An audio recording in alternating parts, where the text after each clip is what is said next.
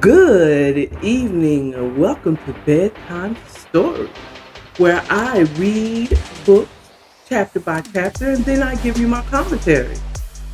How about we are at the last chapter of Caught Up Lovin' the Trill 14. This is the last book in this trilogy, whatever, 4 book series. Hello? And we are got to the end last chapter. The only thing left is to read the epilogue. So, what we're going to do is we're going to get into it right after this bedtime cocktail. Hey, everybody. Hey, everybody. So, tonight's bedtime cocktail is an old favorite of mine. And it's only a few places, and they were black owned, that know how to make a proper Bob Marley. How y'all doing tonight? We gonna get fucked up tonight. We gonna till you see fire, until you see whatever. I don't know. But anyway, I'm gonna do that real. I'm gonna do that TikTok until you see. Anyway, all right. So this is my very favorite drink. My very favorite. And if everybody knew how to make it, every time I go to a bar, I would have them make this drink. I even tried to teach a couple of bartenders how to do it. They ain't know how to do it. So tonight we're going to do Flora de Cognac. Okay? Now you see that it's almost drank, but this is going to be enough to make my Bob Marley. Because I was celebrating my sister for her birthday, child. Yeah, I was. Child, till we stop. And we gonna get fucked up tonight. Yeah, me and my sister via video chat too. But anyway, let's get into how to make this Bob Marley. So first what you do is you're gonna take you a tall glass, a highball glass, I don't know, a tall glass like this one. And if you don't have one, you can always go to according to AKARA.springs.com and get you one. The link will be in the description. So what we're gonna do is we're gonna pour the grenadine at the bottom of the glass, a nice healthy dose. I don't do measurements on this one, so you just gonna have to pay attention. Okay. So what we're gonna see, this is about this much grenadine at the bottom. Trust me, a little grenadine goes a long way. You don't need to have it, okay? So then we're gonna get cubes of ice. That's very important in this thing. Okay, do not use crushed ice. Don't get we're not doing the powdered ice. We're not doing the slushy. We need cubes. It's important that it's cubed. Okay? So we're going to put that up and we're going to fill the glass with ice. Okay? Trust me, the ice will melt. Okay? So, like so. Like this and like so. Okay? See that it's full? Okay? Now, what we're going to do is to put one layer of rum in the glass. Just like this and like so. You don't need a lot. That's maybe a half a shot. Okay? And it really depends on how strong your rum. This is the average 80 proof rum, I think. It's not very strong. But it will get you fucked up tonight. Because I put a lot in here because that's not the only shot of rum that I'm going to be putting in here. So now you get orange juice. Pineapple orange juice, but definitely orange juice. You can do it with pineapple juice as well, or a mixture, a blend of pineapple orange juice. I kind of like them both. I do like orange juice. I do like a pineapple orange juice mix, but tonight we're gonna do this good old Minute Maid, okay? So you just carefully pour this in your glass, okay? Because it is going to layer, okay? Do a healthy amount of orange juice, okay? Ooh, yeah, you can't see it anyway, but I'll show you. Okay, so that is good cup of orange juice. You see that? See how you got the red at the bottom, the orange in the middle? Now, we're gonna put some more rum in here. Now imagine if this is 151. But anyway, so we're gonna carefully put maybe about another shot in here of rum. Okay. And then we're gonna put some blue carousel. Now this is a liqueur, which also has alcohol. It is alcohol, but you can get a cheaper brand of blue carousel. This is the orange flavored liqueur, but you can get it without the liquor. But why? Why? We trying to get fucked up tonight. We go to you, see. Okay, child? So we trying to get fucked up. Okay? Period. And we want, this is a very strong drink. If you get a higher proof than 80 or, 100 proof or stuff like that, trust me, these 2 shots of rum will fuck you up. You hear me? Please believe me. So you're going to put some blue carousel in here gently. Be careful how you put it in there, because if you don't do it right, it's going to blend. It's going to mess up the layer. So I'm going to be super careful, because last time I did it,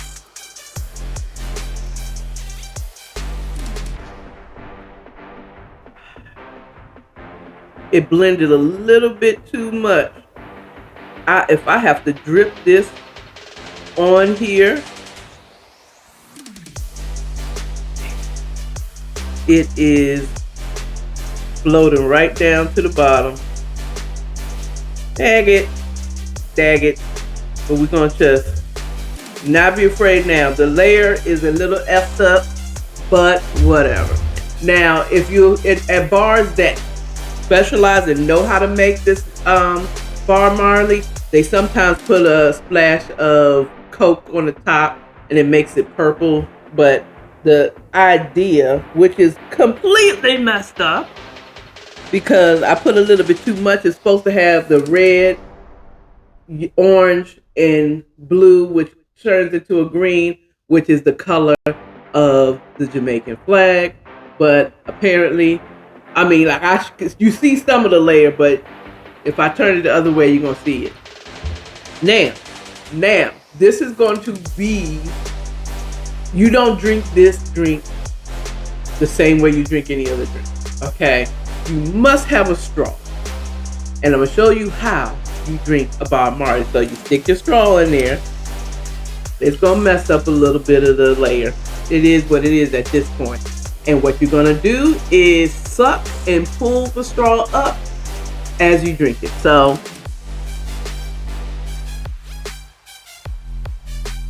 that way you get all the layers. Because if you just stick the straw in there, you're just going to get a bunch of grenadine. And then you're going to get a bunch of rum orange juice. And then you're going to get some rum green blue carousel. Okay. I'm so upset that it blended. Maybe the ice chunks is a little too small, but we're going to try it next time again with bigger chunks of ice. But yeah, this is absolutely my favorite drink, and my I will order it everywhere. But now everybody know how to make it. So that day, one day I'm gonna do me a Long Island iced tea, because that is my other second one that I get all the time. I like to get strong drinks so that I can just sip on it all night long. This is your Bob Marley. Now it's already pretty much blended, so it's green now. So I'm gonna just go ahead and mix it up, because it's mixed up, so that I can go ahead and get into this bedtime story. The Bob Marley. Woo! It's really strong. I mean, like, it's not strong. Like, I can taste some of the rum, but I promise you, by the time the end of this daggone thing, the next thing I'm going to be doing is laying down on this couch and passing it. Okay? Even with this little 40, 50, I mean, how much percentage is this? I mean, what's the proof? Okay? So let's get into Part of Lovin' Trill 1, the last chapter, which is chapter 19. Yeah. Look, let me tell you something. I already told you who's going to die. Who I think is going to die in this chapter. I was hoping maybe the two camps, the two businesses could come together and realize that really it was a whole setup between some underlings and right-hand men. But I knew once they shot in the direction of Toy, everybody going down. Pew, pew, everybody going down. So, last chapter, in chapter 18, guess who came in town? You betcha. Saint. And he comes to handle business. You hear me? No one shoot at his woman and get away with it. Okay? Even if it was by mistake. And this was truly by mistake, but we're going to find out as we get into chapter 19. So, you start chapter 19 with Champ on the phone with his sister Alicia, aka Lee. And he's like, yeah, Lee, you know, the information you got us from Tyson's mama, sure enough came in handy. So we got an investigation open on your girl. Okay. Now, so Alicia's like, good. So I don't have to go to that little rinky-dink, failing little laundromat anymore. Shoot. Lord have mercy. He said, he laughed. He's like, girl, you crazy. Girl, you crazy. Yeah, that was just the informational quest. So, you know, no more going over there. She said, ugh. She said, but my work ain't over yet. Hold up.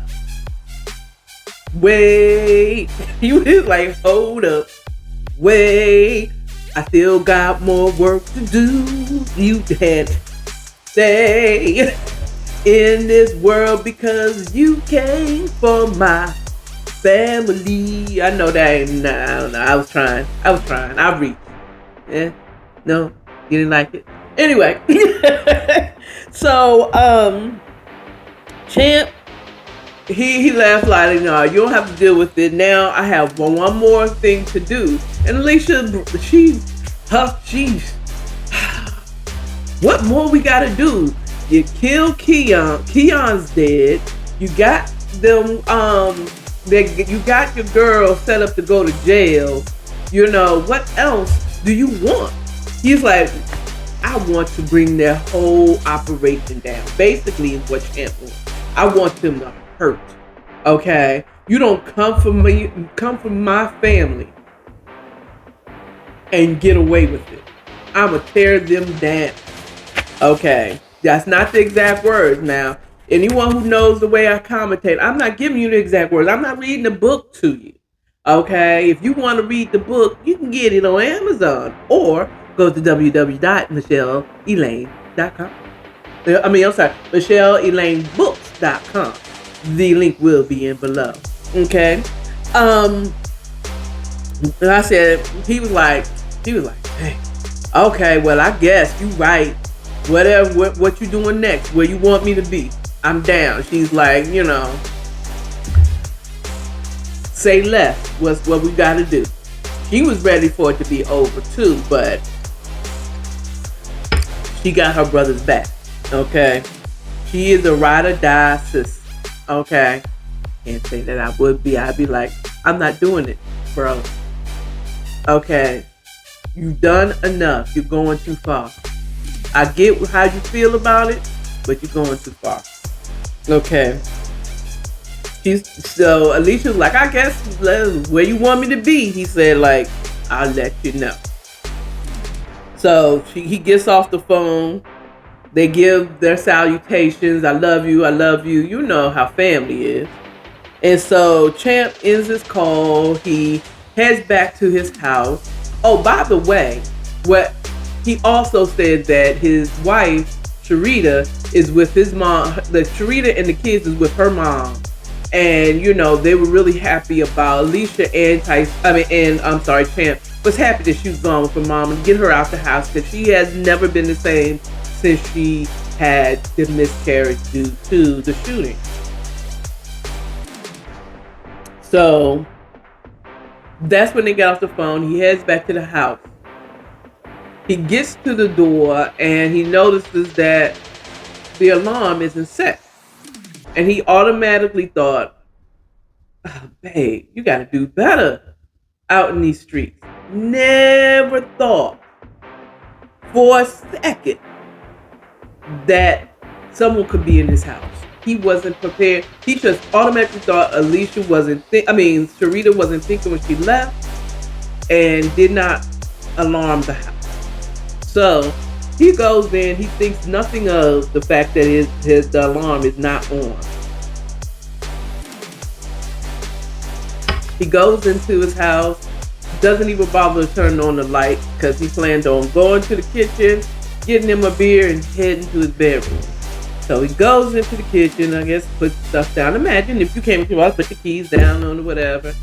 And he goes to reach for the refrigerator and he heard rustling, like he heard someone in his house. And he turns and he looks, and then he goes to reach for his gun that's in his back stupidly, and before he can reach the gun, chokehold. That's right, call your mama, little baby. Where that from? Y'all know where that's from. He's in a chokehold. The person that got him in a chokehold apparently he got both his arms. Somehow he got both his arms. I don't know if he got him in a full Nelson and a chokehold, but he grabs the gun out of his waist. The person that's behind him, you know who it is, grabs the gun out of his back waist. You won't be needing that. And he takes the gun out, and Champ is struggling. He's trying to get out of it. It's been a while since he's been caught slipping, and he really has been caught majorly slipping. Like, nigga, you should have had your gun in your hand when you noticed that the alarm was off. Regardless, even if she didn't, you should have been on your P's and Q's. Nigga, you are at a war. Okay? You just came for toys. If she was running that camp, do you really think you can shoot at her? And you gonna get away when you can go into an unarmed house? That's where you were wrong. And that's where Champ was wrong. Champ was too cocky. Okay, let's get into it. So he's now caught slipping. He's in a chokehold and very much pinned. So apparently his arms, he can't get out of it. He's struggling. And the chokehold is getting tighter and tighter. It's like, and he's frustrated. And basically, then Saint goes into a whole monologue, just like every time the monologue. Here we go, I got you now. You know, he said, you think you can come for my girl? You can shoot at her, my pregnant woman, and live, nigga? Do you think that's what you gonna do? Okay? What you had issues with my boys in the street. You should have kept it in the street. But you came for my woman. Bullets passed her face, and she's carried my seed, my nigga. Okay.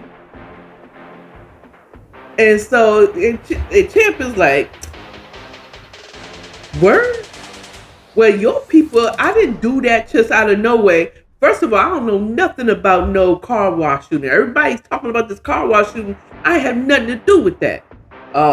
This is where you're wrong. Your boy Dewan was seen at the scene as the getaway driver. He was driving the car. Ooh.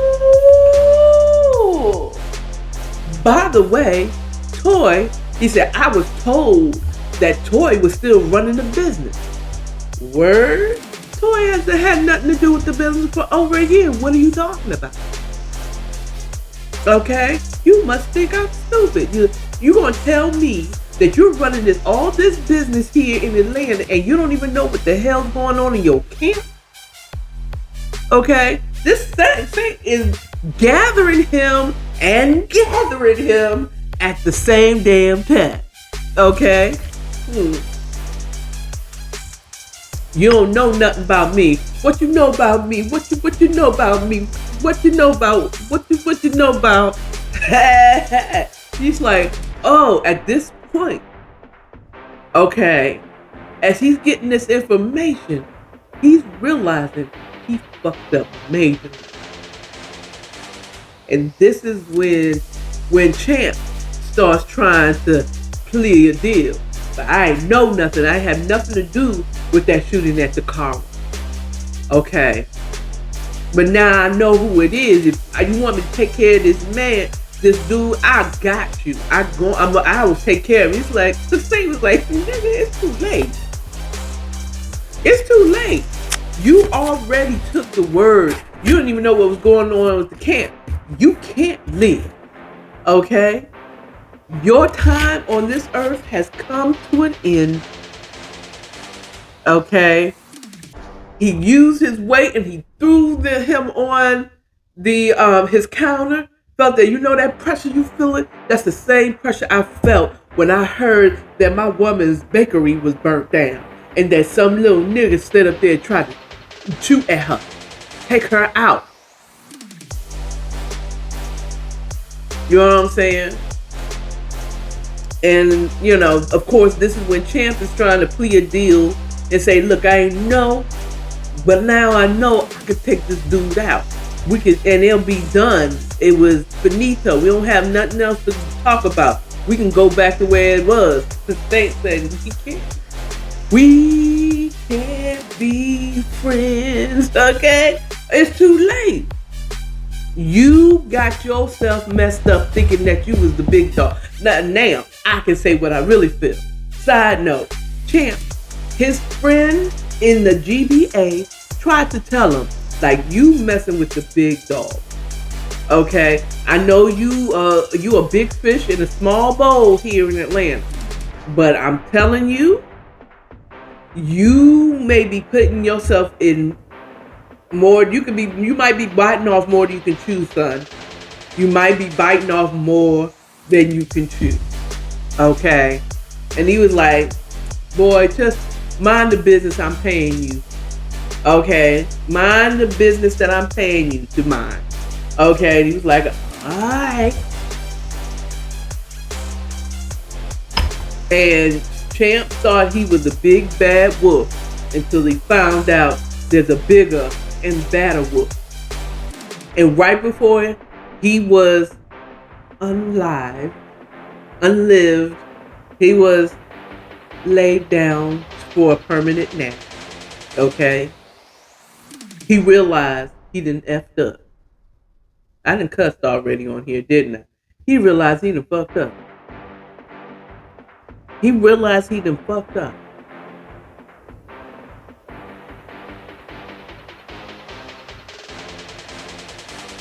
And prior to this, when he was on the phone, he was saying that there's no friend, there's no going back to being okay. I'm going to take them down.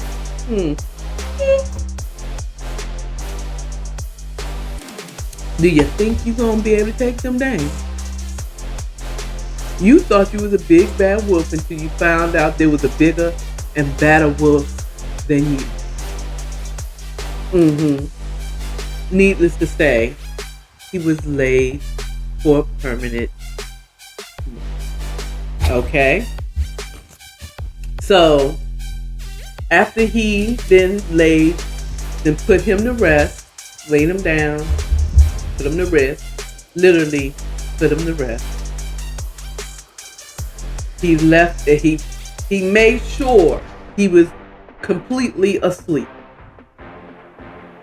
Take that how you like. And then he left. He called Zeus. He said, "What y'all doing? What you asked?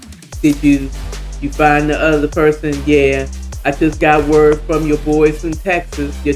Your boys from Texas just arrived, and I got word from the guys that they didn't lay Champ's sister Alicia to rest as well, while she was sipping on her wine on her front porch in Georgia, like they didn't finish. Their job was over. Like they can have a rest day. That's not how it works." He's like, "All right."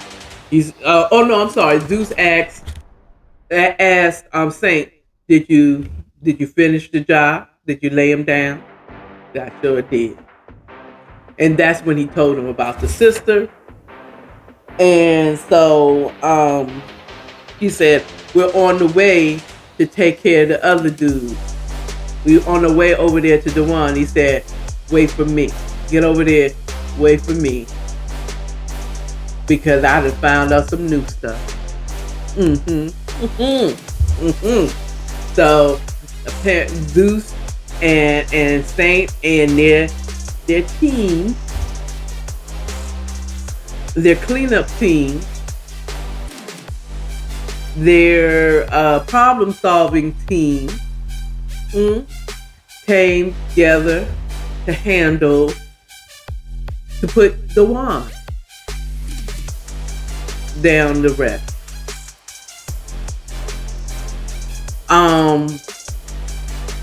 And so they laid them down to rest, and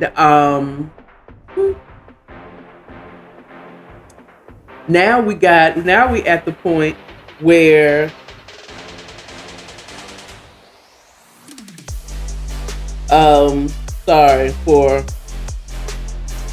sorry, I have something in my eye. We're at this point where we're at the barbershop. So that was the end of the scene after Zeus and Saint talked about meeting up. End of scene. Sorry, I was a little distracted. You know, sometimes the eyelash will go into your eye and you just gotta kind of get it out.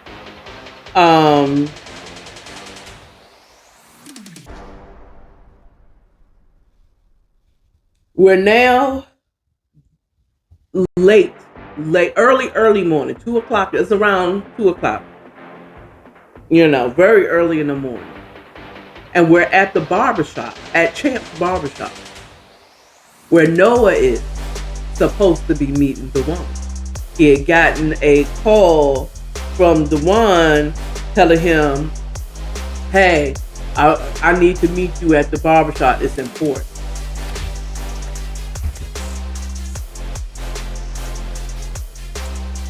Dewan urged him. Now, he's probably urging him under duress at this point, because Saint ain't wait to handle his problem. Okay.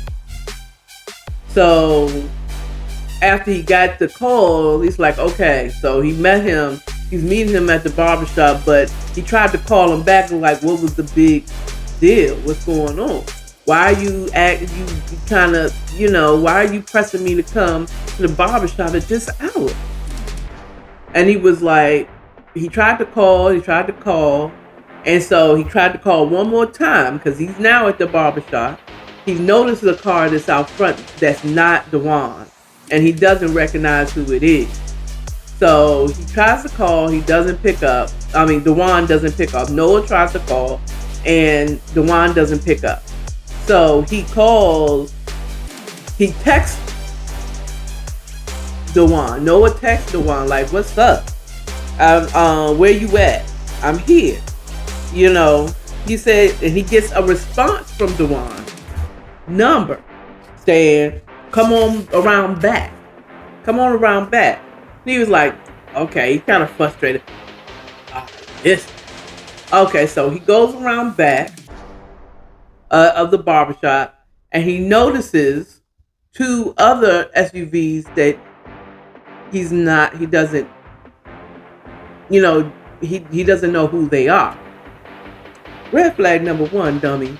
See, I'm gonna tell you how can you feel a really divide? It's just amazing to me how these little beanbags, these little dummies sat up there really thought that they should be running these businesses, and you ignoring all the signs that something not right. Okay, you got Noah coming to the barbershop weirdly, like I wasn't coming. Like, okay, I'm supposed to meet you at the barbershop. I get there, I don't see your car. I see a car that I don't know. You're not answering your calls. Man, look, I'd have been gone back home. Like, nigga, nah, fuck this shit. Something don't seem right. And I would have left. Okay, that's just me, but this is me at 50. But he's ignoring all, and it also says it in the chapter, in the this scene, that he ignored his gut feeling that something not right. So he gets his gun though. He feels like something's not right, so he gets his gun. That's also how arrogant it is, that he thinks that he can actually handle whatever weird thing it is. Go home, Noah, but you stupid. You stupid. Okay. You went in. He went in and he knocked on the door, whatever, ring the bell, whatever. And it took him a minute, and then eventually heard footsteps coming and unlocking the door. You hear someone unlock the door, and he gets this Asian guy unlocking the door. If I recall, he's Asian.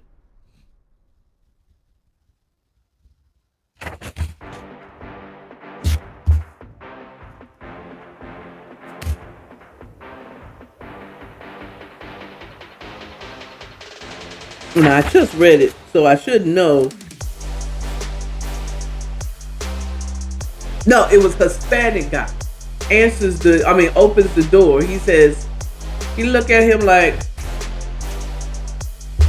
is the one here? He said, yeah, come on in. So he opens the door wider. He says, he's down the hall. Go ahead. Go down the hall. So it's dimly lit in the place.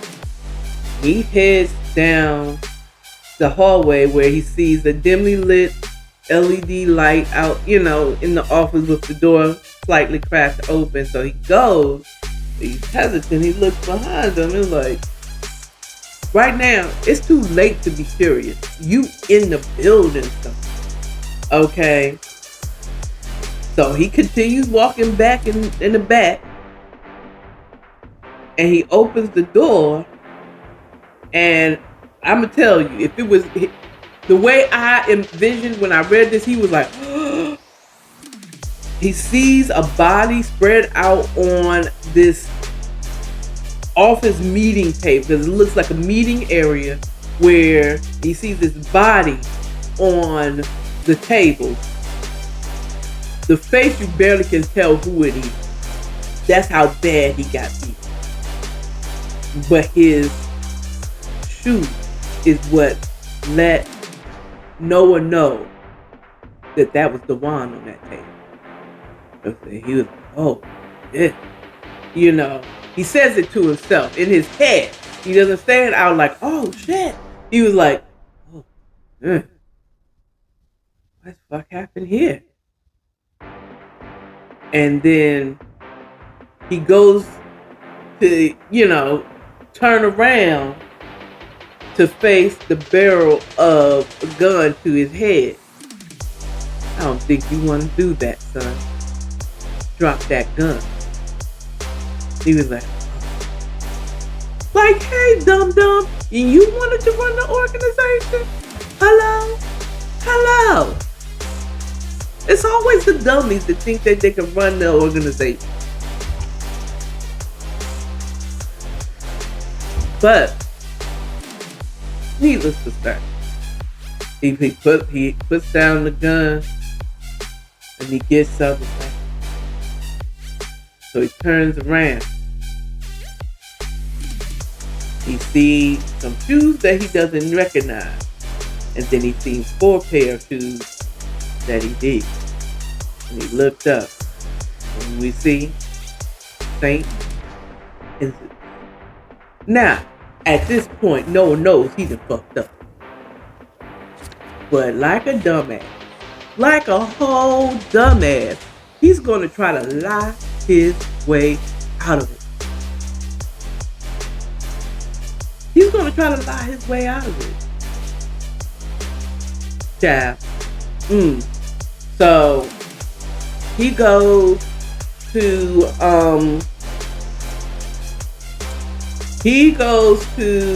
he's like, oh man, Saint, I didn't know you was in town. And Saint's like, how would you know? We not friends. And Noah's like, you know, I mean, I'm just saying, he tried this like, so. Saint is basically say, so. Word on the street, if you and homeboy friends, sounds to me you got your loyalties messed up.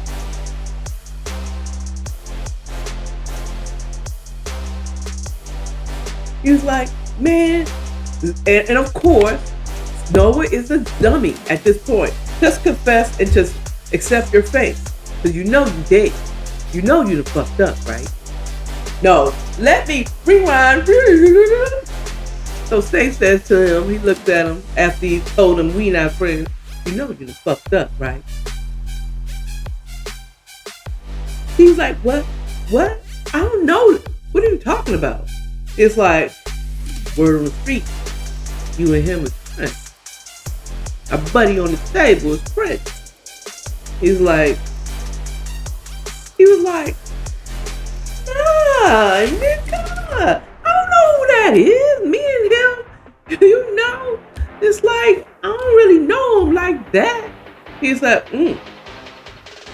So you telling me, he's like, nigga, you must think I'm stupid. Okay. So you telling me that my man who got information that you and him was setting Champ up to kill off Tion and to kill off Champ so that y'all two could run. You know your boy told on you, right? Right before we had to put him to sleep. Right? He was like, so Noah changes his tune, but it's still a lion tune. He said, look, he put it up to me. He brought it up to me. You know, and Zeus and Saint was like, ignoring what he said. I don't know. How should I handle this? No. How should I handle you? He's like, and Noah's like,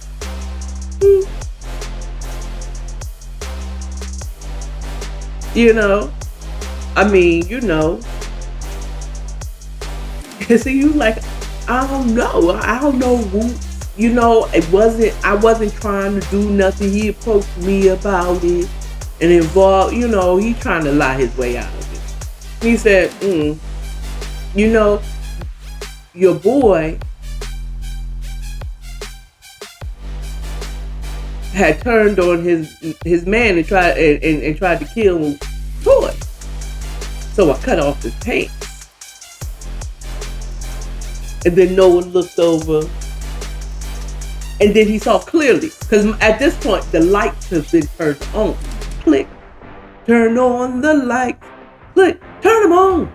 Turn them on. So now he can clearly see everyone that was in there and clearly see Juwan's body. So now he looks over to take another look at the body, and he's like, "There's his cut off. Oh Lord." He was like, look. I'm trying to tell you. I'm trying to tell you, begging for his life. I'm trying to tell you, still lying. And saying, again, not ignoring what he's saying. He's like, he says, Zeus, you know, maybe we should take his tongue out since he keeps talking. And so he's like, Zeus is like, hey, maybe. And he's like, you know what? So Saint said, you know what? I'm not personally going to do a damn thing. Boy, handle my life. And he began, him and Zeus walked out of the place. And before Zeus completely walked out, he looked at Noah and said, look at him in disgust. That's a waste of crap. He don't say that, but he just kind of look at him disgust like, and walks out of the building with Saint and his boys. He didn't need to tell them what to do. They know how to clean up the bodies, get rid of the evidence. I mean, you know, because they didn't put them to sleep. Yeah, they know how to tuck them in. Okay. They knew how to tuck them in properly so they can get their proper rest. I know I already said some things. Okay. You know, I gotta be careful here on YouTube. They will strike me and you won't see me under according to AKARA. I'm gonna have to rebrand. So they walk out of the building, they get into the SUV, and Zeus says, so you ready to go back to the condo? He's like, no, I got one more stop to do.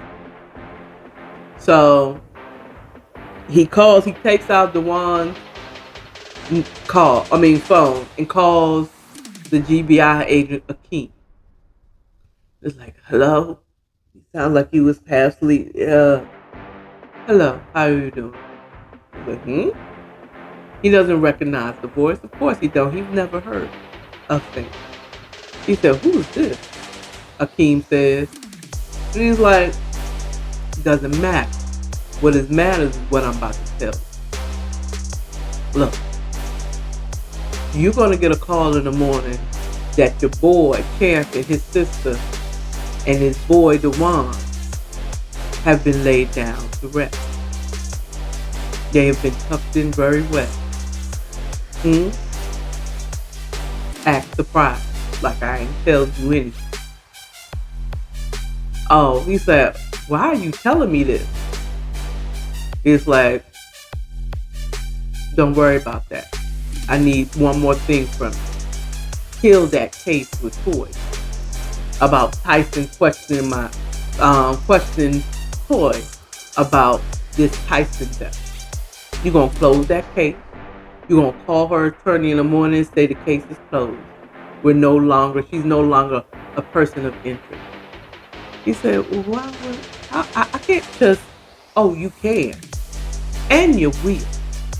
He was like, because if you don't, you're going to end up like your buddy. You're like, now,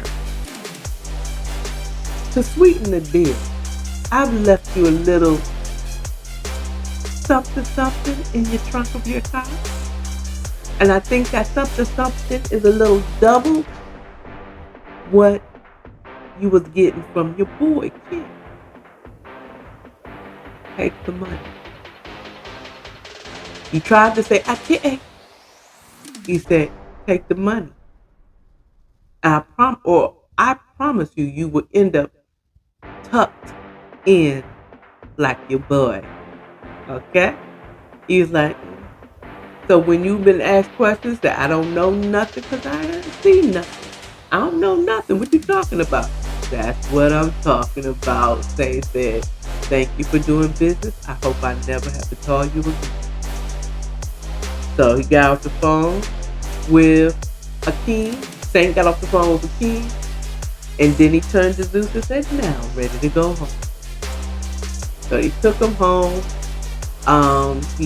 He and not to disturb Toy sleep.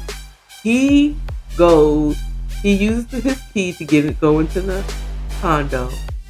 He, quietly walked down the hall. He checks on the girls like a good stepfather would, make sure they're sound asleep. And then he proceeded past Toy's sleeping frame, went in, took him a nice hot shower, washed all that nasty off. Tucking is a dirty job. And then he slid into the bed with your girl. He kissed her on the cheek and cuddled up to her, and he's like, he looks at the clock, he's like, "It's late.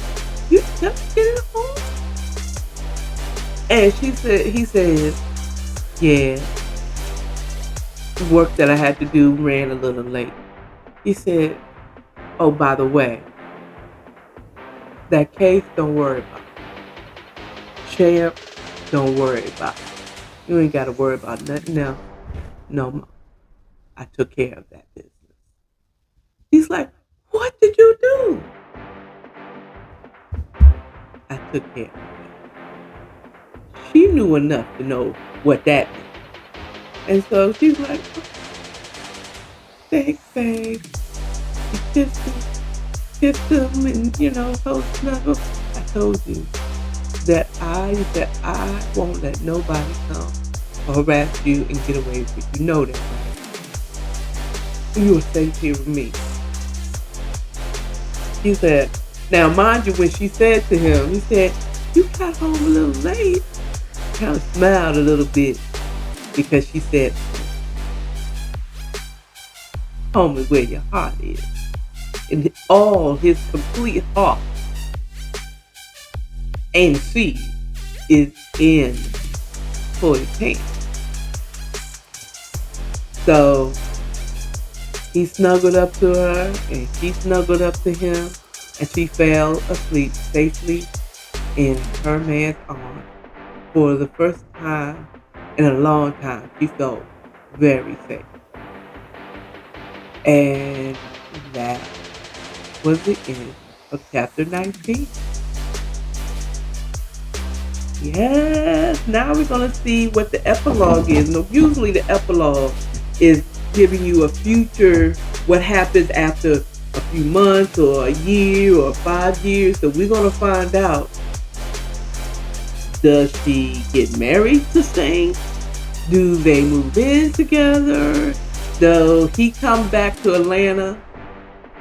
You know what I'm saying? Even though in the chapter 19, it states that Saint felt very confident with the Atlanta branch of this business being run by Zeus, even though he really didn't want to run this business. He didn't want to be the head. He didn't want to be the CEO of the Atlanta branch, But the best one for the job was Zeus.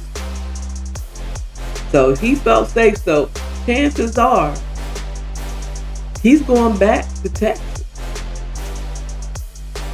The question is Toy going with him? Okay. I think, well, no, I'm a little tainted because I read a couple of weeks ago to see where a little bit of the epilogue. So I already kind of know what happened.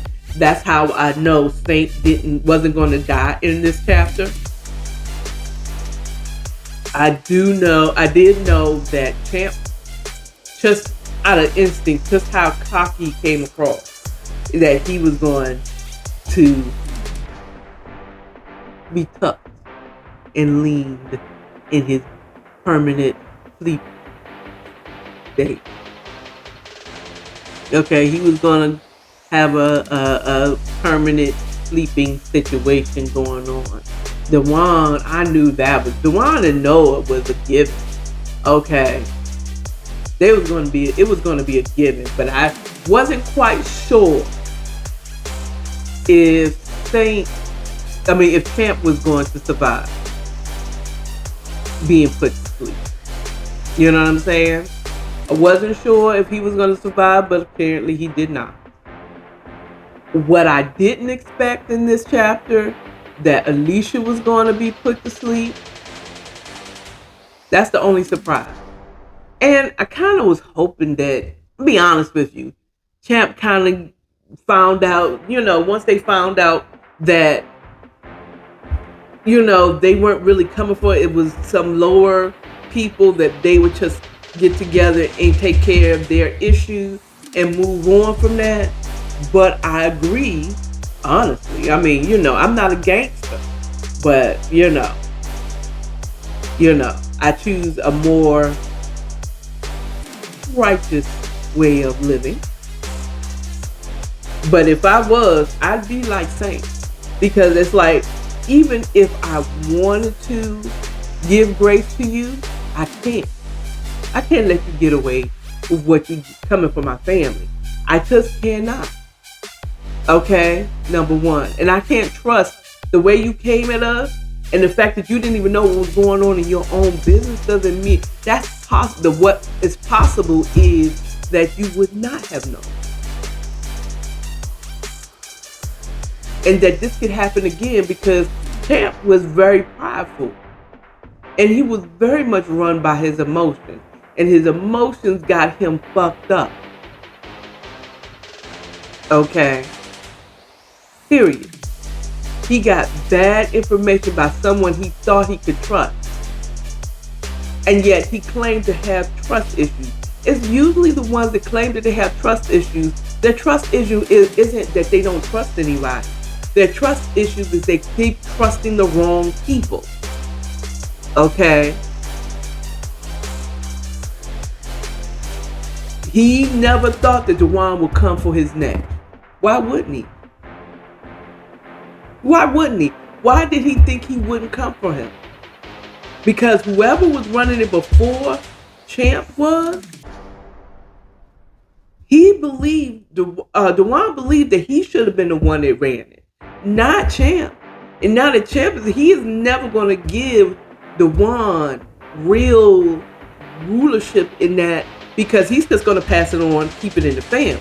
He ain't going to give it to him, because I believe the Champ family, the Champ's uncle was the one that was running their business in Atlanta.